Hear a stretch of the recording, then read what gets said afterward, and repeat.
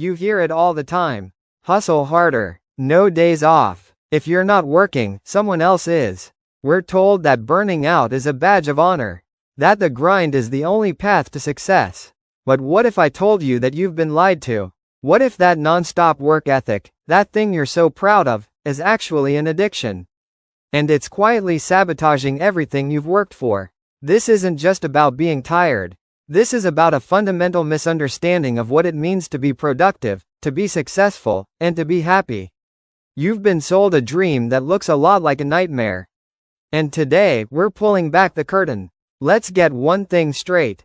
There's a massive difference between being dedicated and being addicted. Dedication is focused. It has a purpose. It has a finish line. Addiction? It's a compulsion. It's a loop you can't break. You work not because you're moving the needle, but because the idea of not working makes you feel anxious, guilty, and worthless. Sound familiar? That's not dedication. That's a trap. You've swapped a substance for a schedule, and you're just as hooked. Think about it. When you finish a big project, do you actually take a breath and celebrate? Or do you immediately feel that empty, restless feeling and start looking for the next task to fill the void? That's the addiction talking. It's never enough. The goalpost keeps moving. You're running on a treadmill, thinking you're climbing a mountain. So, what's the way out? How do you break the cycle? It starts with understanding the why. Why are you really doing this? For many of us, it's not about the money. It's about our identity. We tie our entire self-worth to our output. If we're not producing, we feel we have no value. It's a deep-seated fear of being average, of being forgotten, of not mattering. The work is just a drug we use to numb that fear. Your addiction to hard work is a cage you built for yourself out of fear. Now, let's talk about the most painful cost. Your relationships. When was the last time you were truly present with someone you love? Not just physically in the room, but mentally and emotionally there? Your addiction to work is making you a ghost in your own life. You're missing birthday parties, quiet moments, real connections. You're there, but you're not. And people notice. They feel the distance. You're building a career, but you're tearing down the very people who would be there to celebrate it with you. What's the point of building an empire if you're sitting on the throne alone?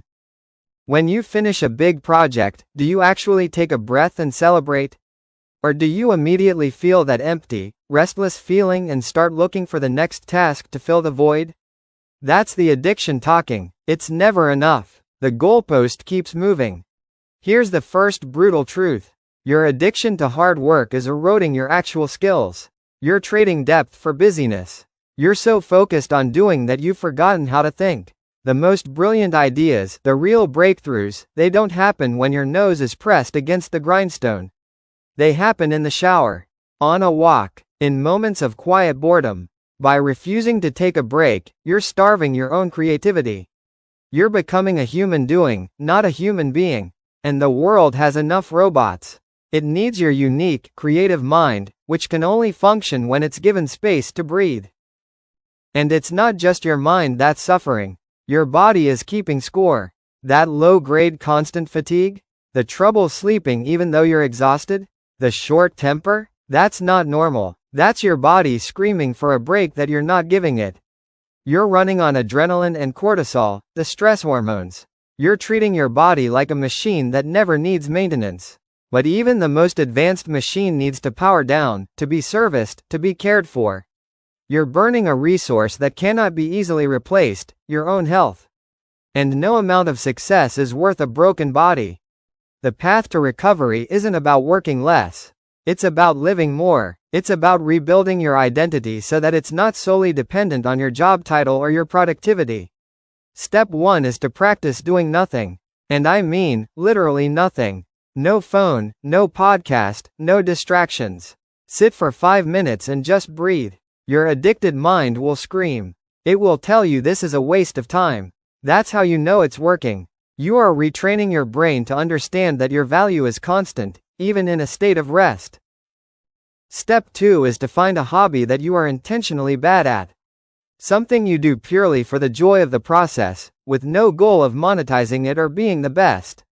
Gardening, sketching, learning a few chords on the guitar.